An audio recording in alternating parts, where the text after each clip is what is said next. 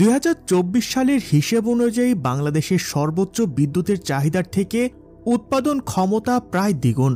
গেল বছর 30 এপ্রিল সর্বোচ্চ বিদ্যুৎ চাহিদা পরিমাপ করা হয়েছিল 16,477 মেগাওয়াট, যেখানে ছোট বড় উৎপাদন কেন্দ্র মিলিয়ে বাংলাদেশের বিদ্যুৎ উৎপাদন সক্ষমতা 31,000 মেগাওয়াটের বেশি।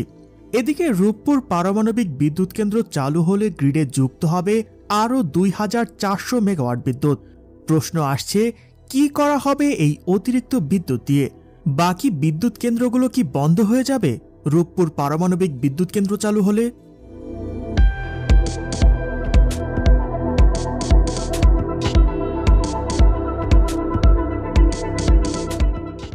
বাংলাদেশের বিদ্যুৎ উৎপাদন সক্ষমতার যে হিসাব দেওয়া হয় তা মূলত নবায়নযোগ্য এবং অনবায়নযোগ্য সব ধরনের বিদ্যুৎ কেন্দ্রের সক্ষমতার সমষ্টি। কিন্তু এর কোনো বিদ্যুৎ কেন্দ্রই নিরবিচ্ছিন্নভাবে সর্বোচ্চ সক্ষমতায় চালু রাখা সম্ভব হয় না। সৌরবিদ্যুৎ, বায়ুবিদ্যুতের মতো কেন্দ্রগুলো চালাতে প্রকৃতির ওপর নির্ভর করে থাকতে হয়। আবার গ্যাস, কয়লায় চালিত কেন্দ্রগুলোও রক্ষণাবেক্ষণ, জ্বালানি ইত্যাদির কারণে একটি নির্দিষ্ট সময় বন্ধ রাখতে হয়। ছোট বিদ্যুৎ কেন্দ্রগুলোর দক্ষতাও হয় কম, ফলে সক্ষমতা বেশি থাকলেও বিদ্যুতের ঘাটতি থেকে যায়। গ্রীষ্মকালে এখনও ভয়াবহ লোডশেডিংয়ের মুখোমুখি হতে হয় বাংলাদেশকে। রূপপুর চালু হলে তা এই ঘাটতি মোকাবেলায় কার্যকর ভূমিকা রাখতে পারে বলে মনে করছেন বিশেষজ্ঞরা। অন্যদিকে বাংলাদেশের শিল্প কারখানা বাড়ার সাথে সাথে বাড়ছে বিদ্যুতের চাহিদাও। 10 বছর আগে 2014 সালে বাংলাদেশের সর্বোচ্চ বিদ্যুৎ চাহিদা ছিল 7,000 মেগাওয়াটের আশেপাশে। বর্তমানে যা বেড়ে দাঁড়িয়েছে 16,000 মেগাওয়াটের বেশি, অর্থাৎ এক দশকে চাহিদা বেড়েছে দ্বিগুণেরও বেশি।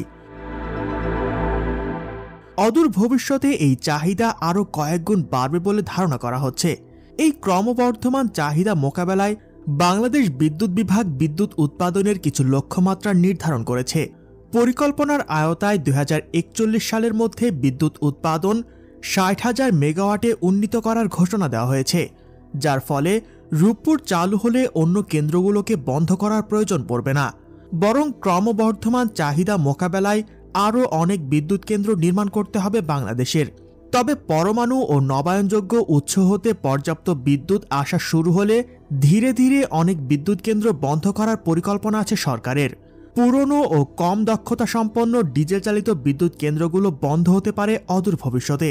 এসব বিদ্যুৎ কেন্দ্রের জায়গায় সৌর ও বায়ুচালিত বিদ্যুৎ কেন্দ্র স্থাপন করার পরিকল্পনা রয়েছে। একই সাথে রূপপুরের পাশাপাশি আরও পারমাণবিক বিদ্যুৎ কেন্দ্র নির্মিত হবে বাংলাদেশের বিভিন্ন স্থানে।